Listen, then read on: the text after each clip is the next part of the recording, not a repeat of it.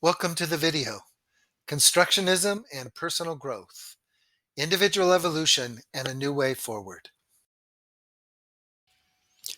My name is Dr. Stephen Bacon. I'm a clinical psychologist in Santa Barbara, California, and I've spent the past decade writing books and researching exactly how psychotherapy works. The dilemma. There are a myriad of reasons to pursue personal growth and self-healing. I might have a symptom like anxiety or depression or impulsivity. I might be facing a challenging set of decisions due to a tough marriage or a difficult job setting. Or I might be experiencing a sense that my life isn't quite on track, that I'm not entirely clear about who I am and where I should be going.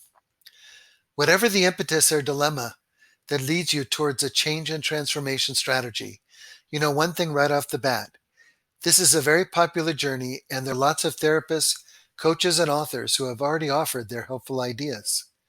We all know that there are literally thousands of books and psychological systems currently in existence that aim to deal with such issues. We have inner child work and Men Are From Mars and Women From Venus, and 12-step programs, and the 4 agreements, the 5 love languages, and innumerable books on parenting skills, anger management skills, meditation, and spiritual development. Virtually all of these books have been helpful to certain people. Moreover, there are probably 25 to 100 different approaches to virtually any topic. Before we go one step further, there needs to be a justification for adding one more approach into this universe of curative paradigms. The difference. The fact is that we don't need one more system, especially because the research shows that virtually all the current ideas already work. Interestingly, the research also finds that all the personal growth and therapy approaches get essentially an equivalent positive outcome. Yep, in spite of the fact that they embody different ideas and use different techniques, they somehow are equally effective. None are meaningfully better or worse than the next. In this sense, writing another personal growth book is the ultimate in reinventing the wheel. Sure, it will work and be helpful to some people, but in terms of the evolution of the personal growth field, virtually nothing will be accomplished. There is one important difference, however. Virtually all of the books and systems mentioned above are based on the same set of assumptions: that psychotherapeutic and personal growth techniques have inherent power, that the accumulated knowledge of personal growth and psychotherapy has been evolutionary and useful, and that we're operating in fundamental reality. At this point, unless you have reviewed the preceding 13 videos, those terms don't mean much to you. But that's where we have to start. To put it another way, what you're going to learn in the following video series is based on ideas that diverge significantly from almost all other personal growth approaches. If we didn't have that divergence, generating a new personal growth system would essentially be a waste of time. Where to begin? There are 2 series of videos that precede this personal growth series. The first series of 5 videos examines the research that has repudiated the basic assumptions that underlie virtually all personal growth systems. The second group of 9 videos is designed for therapists and explores the implications and possibilities of doing therapy based on the alternative assumptions. The research results, the explanation for the results, and the refutation of the standard assumptions is necessary whether we are interested in personal growth or in how to improve our therapeutic outcomes. However, it's a bit unusual to ask individual lay people to study material that's intended for therapists. However, what we are going to learn is that the journey that's taken by therapists in order to help others more effectively is essentially the same journey that we need to take to use this material for personal growth. For many people, it will be easier to grasp this material by visualizing using it with others. Some might prefer to start with using it personally. It's likely that a deeper understanding will be reached if you use both approaches. Constructionism. Constructionism has become a fairly common concept for many educated people in the West. The ideals of female beauty that have shifted so widely from the voluptuousness of Marilyn Monroe to the minimalism of Twiggy and then the big derriere of Kim Kardashian is often seen as a constructed sense of beauty versus an absolute. Similarly, some people discuss gender identity as a construct, or duty and honor as constructed. Back in 1966, Berger and Luckman advanced the idea that every culture's ideas about mental health and personal growth were completely constructed. They postulated that human suffering is universal, but that each culture is free to come up with their own explanations for the cause of the suffering and for the specific technology or interventions which will heal it. From the standpoint of another culture, these ideas seem superstitious or irrational.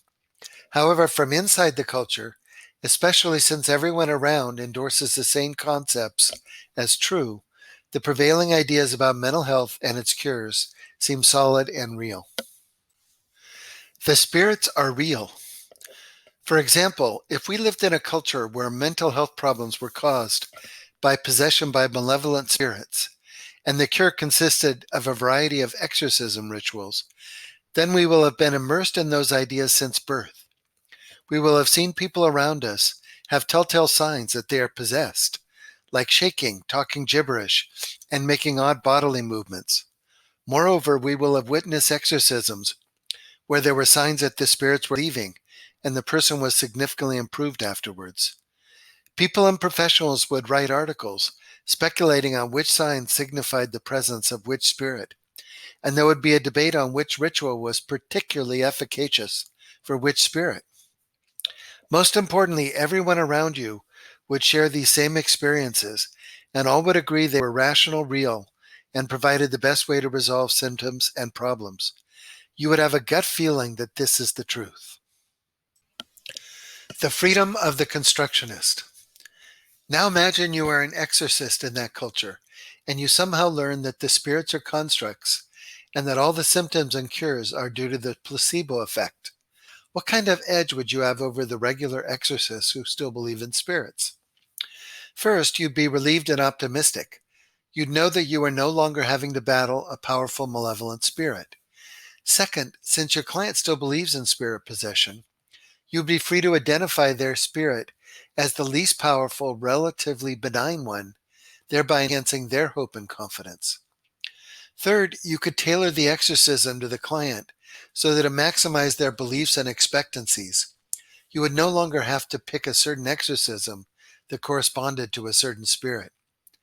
And there would be subtle gains as well.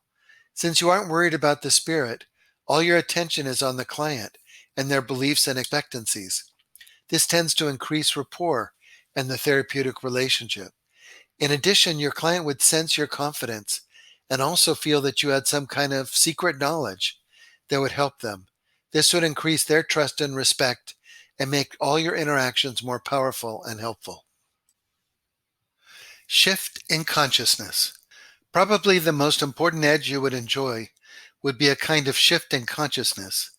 You would not only see the spirit as constructed, but you would also notice that the client's symptoms were constructed as well. That would not diminish your compassion.